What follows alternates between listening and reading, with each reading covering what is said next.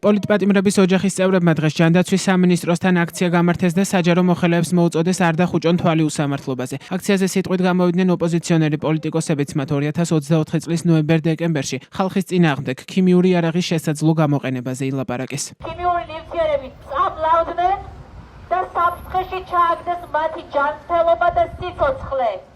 და ათეულობით მათგანი დღემდე ებრძვის იმ მძიმე შედეგებს, რაც გამოიწვია სწორედ ამ ქიმიური ნივთიერებით შეზავებული წყლის ჭავლისა თუ გაზის ბალონებით დარბევამ. სად იყავით თქვენ და რას აკეთებდით მაშინ? ნუ თუ არ გწყვენიათ, ასე ასრულებთ თქვენ საჯარო მოხელის ფიცს? ეს არის ჩვენი სათქმელი მხოლოდ.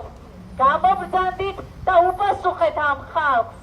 ეხლა მაინც ამოიღეთ ხმა და ეხლა მაინც შეასრულეთ იმ ფიცის ნაწილი, რაც დადებული გაქვთ თქვენ როგორც საჯარო მოხელეებს.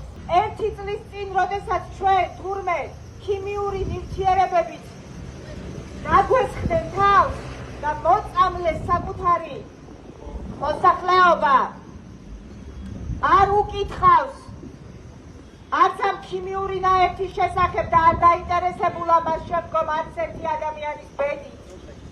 არ მოუხდენია ამ ადამიანების ჯანმრთელობის მონიტორინგი ან მათი კომპენსირება.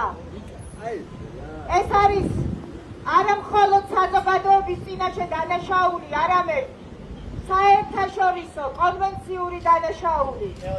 და თქვენ ეს ყველაფერი შეგიძლიათ გამოასწოროთ, რადგან თქვენი ხმა, თქვენი მიმართვა, თქვენი მოთხოვნა, თქვენი მინისტრების თუ მაღალი თანამდებობების პირის მიმართ აიძულებს მათ იმოქმედონ კანონის შესაბამისად. აქციის მონაწილეების თქმით, ჯანდაცვის სამინისტრო ის უწყება, რომელიც ადამიანების ჯანმრთელობის დაზიანებაზე სათანადოდ უნდა რეაგირებდეს. ეს არის საერთაშორისო დონის დანაშაული.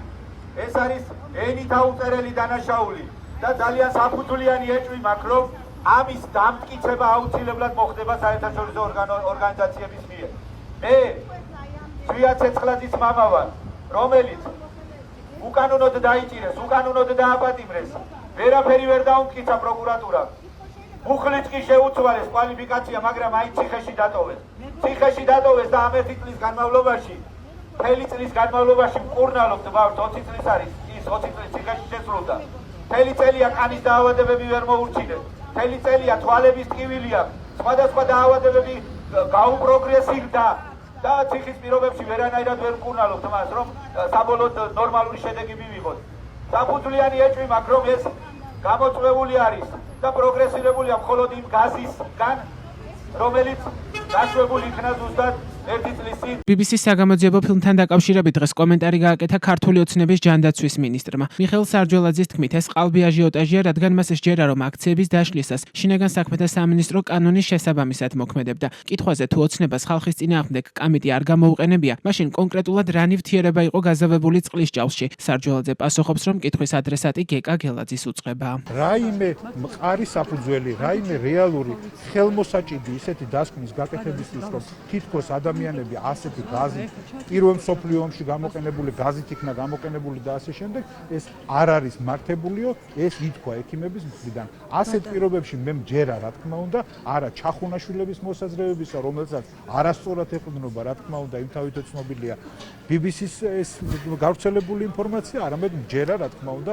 მაგალითად მაღალკვალიფიციური ტოქსიკოლოგებისა, რომლებმაც თქვეს, რომ აქ მიზეზი დასკვნის გაკეთებისთვის, რაიმე რეალური ვარაუდის დაბადებისთვის, რომ რეალურად ვინმეს რაიმე უკანონო აქვს გამოყენებული, რეალურად ობიექტურად არ არსებობს. კონკრეტული ნივთიერება რა შეისყიდა, როდის შეისყიდა და როგორია მისი ფორმულა და დამახასიათებელი, ეს ამას ვამბობდი შარშან, ამას ვიტყვი წელსაც და მომავალ წელსაც თუ ვინმე მკითხავს, რომ რა თქმა უნდა ამის თაობაზე ზუსტი ინფორმაცია აქვს შინაგან საქმეთა სამინისტროს, დიახ, რა თქმა უნდა მჯერა და მგონია, რომ შინაგან საქმეთა სამინისტრო მოქმედებდა კანონმდებლობის მოთხოვნათა სრული დაცვით. 2024 წლის ნოემბერ-დეკემბერში პროევროპული პროტესტის მონაწილეების წინააღმდეგ ქიმიური იარაღის შესაძლო გამოყენებასთან დაკავშირებულ ცნობებს მკაცრი საერთაშორისო შეფასებები მოჰყვა. ოპოზიცია, სამოქალაქო საზოგადოება და პარტნიორები დამოუკიდებელ და მიუკერძოებელ გამოძიებას ითხოვენ.